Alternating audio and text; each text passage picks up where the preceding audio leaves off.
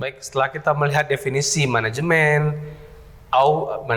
tata kelola, pemerintahan, nah kita bisa mengambil kesimpulan untuk menjawab pertanyaan berikut ini. Perlukah dilakukan evaluasi dan pengawasan terhadap penerapan SI dan TI dalam suatu perusahaan?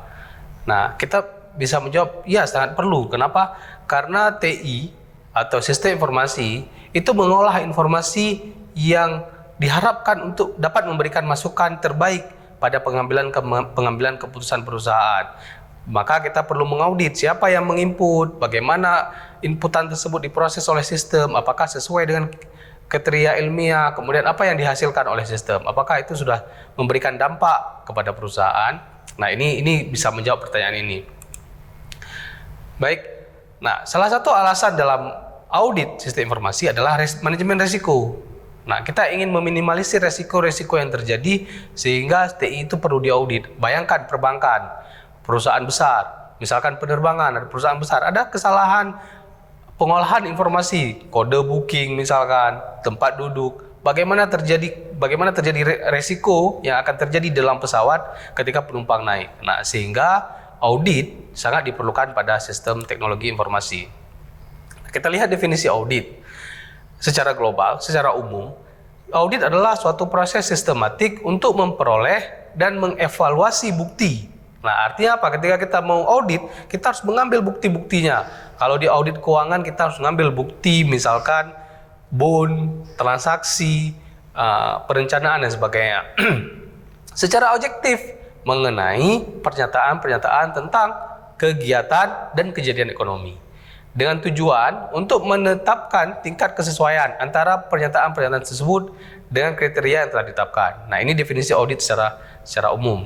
Sedangkan pada IT, ini lebih terfokus, yaitu pengendalian dari kelompok-kelompok unit infrastruktur yang berhubungan dengan sistem informasi, misalkan jaringan, server, pengkabelan, kemudian pengolahan data, keamanan. Nah, ini mesti diaudit. Nah, apa yang dia pilih? Misalkan dia hanya fokus pada ISO 9001. Maka auditnya adalah pada IT 9001, ya pelayanan, bagaimana si IT tersebut memberikan pelayanan kepada nasabahnya atau kliennya.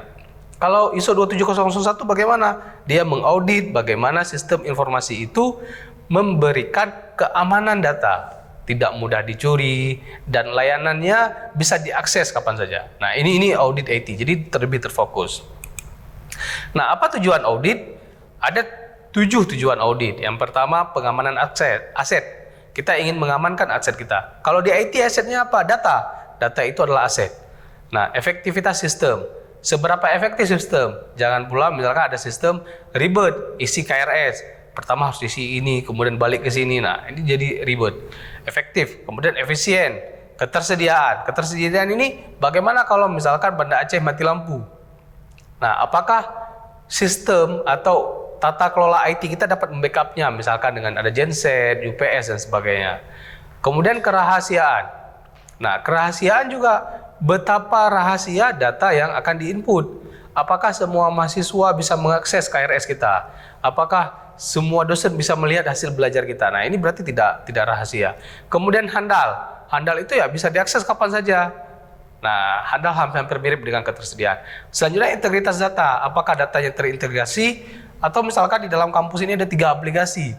Kemudian kita harus login dengan beberapa aplikasi. Bukankah sekarang sudah ada single sign-on misalkan? Nah, ini integritas data sehingga perlu diaudit. Nah, adapun tahapan-tahapan audit, ya kita bagi ke dalam 3 tahapan. 3 tahapan besar. Yang pertama tahapan perencanaan. Yang kedua tahapan pengujian audit. Yang ketiga tahapan pengujian substantif. Nah, ketika kita mulai suatu audit, kita kaji kebijakan, praktik, dan struktur perubahan di dalam perusahaan tersebut. Selanjutnya kita kaji pengendalian umum dan pengendalian aplikasi di dalam perusahaan tersebut. Nah, masih di dalam tahapan perencanaan, kita lihat bagaimana rencana prosedur uji, pengendalian, dan uji substantif. Kalau ini sudah selesai, maka kita masuk kepada pengujian audit. Lakukan uji pengendalian. Nah, kita minta bukti-buktinya. Kemudian kita evaluasi hasil pengujian, tentukan tingkat keandalan pengendalian. Nah, di sini kita sudah mengambil keputusan bahwa sistem ini handal atau tidak. Baru selanjutnya kita masuk ke tahap lakukan uji substantif. Dan kita menghasilkan hasil keluaran laporan auditor. Nah, ini sudah ada laporan auditor. Nah, baru kemudian kita berikan dokumen laporan audit. Oke. Nah, ada banyak proses untuk melakukan audit. Salah satu audit itu yang paling terkenal, yang umum dipakai, misalkan ada ITIL, ada COBIT, ada ISO, dan lain sebagainya. Pada kali ini kita tidak membahas semua itu, kita melihat bagaimana COBIT 5 bekerja. Nah, proses pada COBIT 5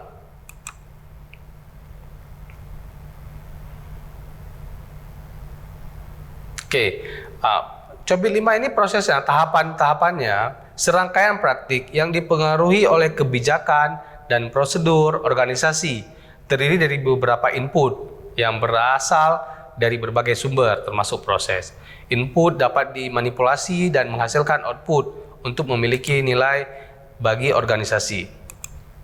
Nah, misalkan ini ada input, dari gambar ini kita bisa melihat ada input boleh dari karyawan, customer, klien, dan sebagainya. Kemudian input tersebut diproses dengan beberapa metode dan menghasilkan suatu keluaran yang diinginkan. Nah, ini COBIT 5 proses model. Kita lihat.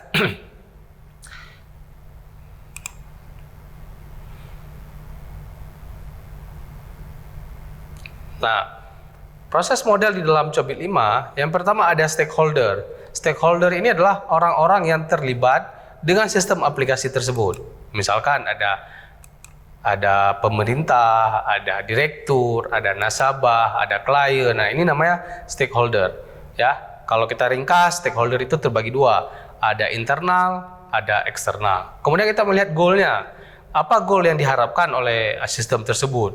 Misalkan ada yang ingin diharap, apakah harapan itu memungkinkan? Nah, ini goals matrix yang diharapkan.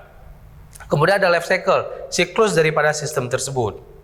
Nah, bagaimana dia memulai, bagaimana dia berakhir, apakah ini akan terus continue atau tidak? Nah, jadi kita harus kita define dengan perencanaan, dengan desain, dengan build, kemudian kita create, kita operasikan, dan kita monitor, kita awasi dia.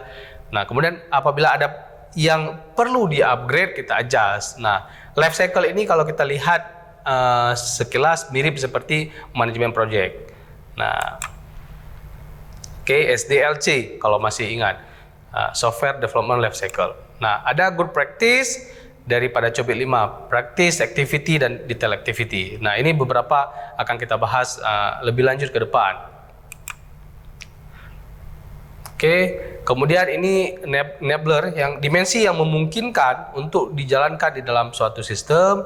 Kemudian kita lihat performance management, bagaimana performanya itu diukur. Apakah stakeholder perlu diarahkan atau tidak? Kalau perlu diarahkan bagaimana? Kemudian apakah goals-nya itu tercapai atau tidak? Nah, ini dimensi measurement.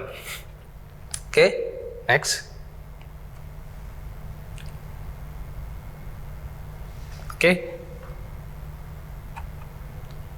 Nah,